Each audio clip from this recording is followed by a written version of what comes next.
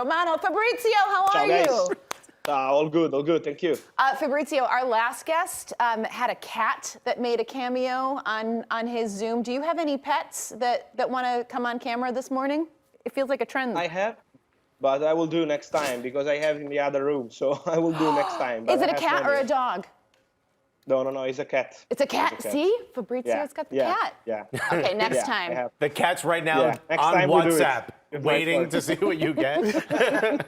Okay, next time you'll have to bring him on. All right, let's chat some transfer rumors. Lots of names floating around. One there that's kind of been in the forefront recently. Mason Mount linked to potential moves to Manchester United. I've heard Liverpool. What's the latest with him? Man United, Liverpool, and Arsenal. These three clubs are keen on signing Mason Mount because there is still no agreement between Mount and Chelsea to extend the contract. Chelsea have been trying last 2-3 months to offer him a new deal, also improve terms, but at the moment there is no agreement. And the current deal expires summer 24, so this is why for Chelsea it's crucial to get a proposal and sell Mason Mount. Otherwise, they would lose a player on a free next summer. This is why the priority is now to understand about the price tag. And this is also the biggest issue, 80 million euros, not less than this. This is what Chelsea want for Mason Mount with just 1 year left on his contract. This is why it's a complicated 80 situation. million euros? Yeah, at the moment it's 80 millions. And so That's this when is you why Do they give you a Range Rover with him by any chance? I want to ask about just Chelsea in general. How big is this roster? They're going to have to start really selling a lot of players that are out on loan. I'm assuming they're going to probably have to sell. They have financial fair play. Who do you think, who's going to be one of the big shocks that's going to leave? Honestly, I think there will be many players, but really many players. This could be more than 10, maybe 12 players, depending on the proposals. But I can mention Pierre Aubameyang, I can mention Romelu Lukaku, because Romelu Lukaku, from what I understand, he wants to stay at Inter. It could be Hakim Ziyech, Christian Pulisic, Conor Gallagher is another one who has many possibilities, and we have to keep an eye on him too. Ruben Loftus-Cheek in advanced negotiations with AC Milan. So many players, but I think it's not going to be over with these names I mentioned. I think it's going to be probably 9, 10, 11 players this summer. This is the mission. They want to do it as soon as possible, so June, in order to be prepared to sign new players in July and in August. But it will be a very big revolution at Chelsea, and they are open to selling really many players. So this could be also surprising in case they get proposals, for example, for players like Chalobah, many other young players they have in the squad who are not playing. And next year there is no Europe. This is the point. Fab, I wanted to ask you about Messi because I think that's, along with like Jude Bellingham and Messi, that's going to be the news that's going to dominate the headlines for all of this summer. Yeah. It feels like if Barcelona somehow was going to convince Messi, it was going to be by keeping Busquets, by keeping Jordi Alba. None of those guys are there next season. So is Barcelona completely out of the picture at this point? No, I think no. He's not out of the picture because from what I understand, what you say is true. Of course, they have a great relationship, Jordi, Busquets and Messi.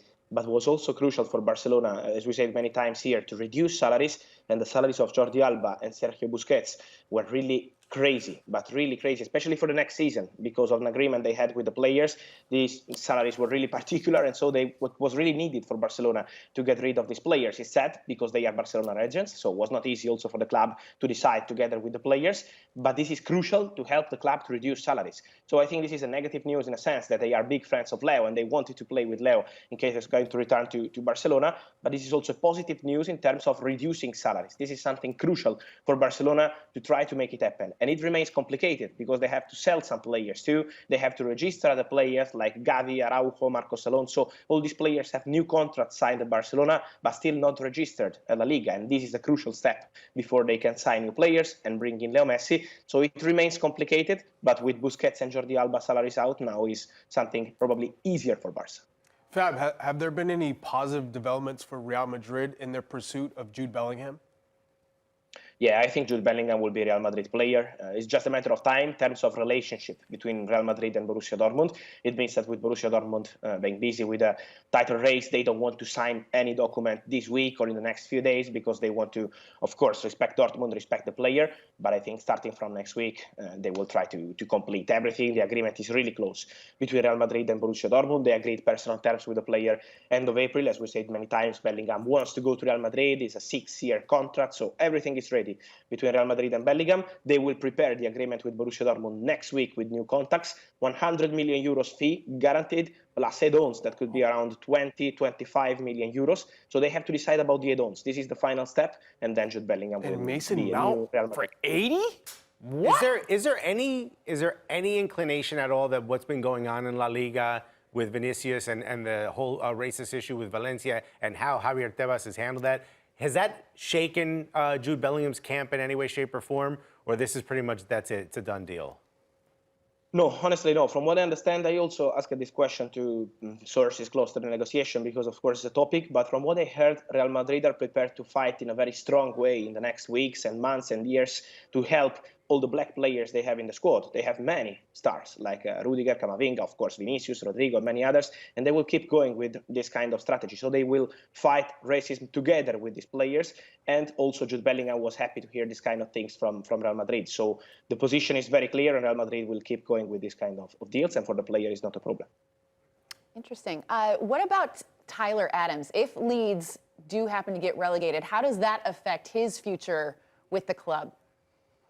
I think he will have a good chance to go, honestly, because many clubs are interested in him around Europe, in Bundesliga, but also in Serie A. Many clubs are monitoring him. I think also in England he will have some possibility. So it's an open situation. Of course, now nothing is decided to respect Leeds, but I think in the next 10, 15 days, this will start to move because it's unlikely to see the player staying at Leeds in Championship. He has many possibilities, and so we also have to understand what's going to happen with Leeds in terms of director, manager. This is a crucial step because, of course, they're not going to continue with the same manager next season. They will start a new project, probably with a new president and probably with a new director, and this is a crucial step to understand what they want to do with Tyler Adams. Fab, with the transfer window almost opening up, how are you getting ready? Honestly, it's an honest question. Is there some way that you prepare mentally? Because it's a grind. Do you go for runs? Espresso machine? No. Honestly, my preparation and best way I think to do it is to keep going during the year. So I basically never stops. And then, of course, July, August is more busy than March or April.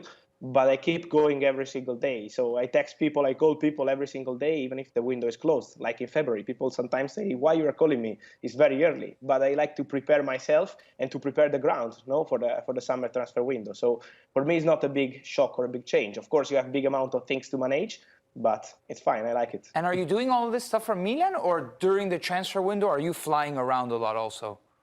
No, from Milano, basically from Milano or from Napoli, my home city, but I like to stay in Italy during the transfer window. And then during the year when Champions League football, for example, is on, for me it's crucial to be around to meet with people because that's how you get your sources and your news in the summer.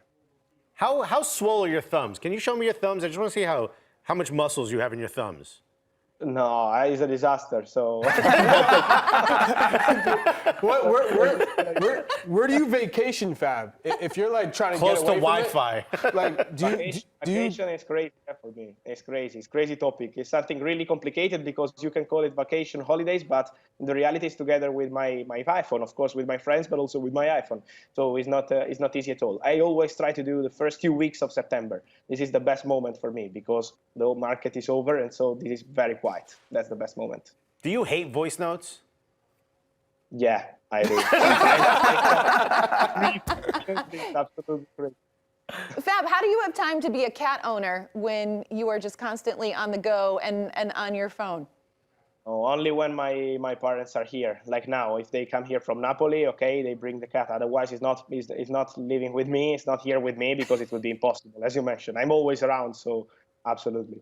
What's the cat's name? Katie. Katie.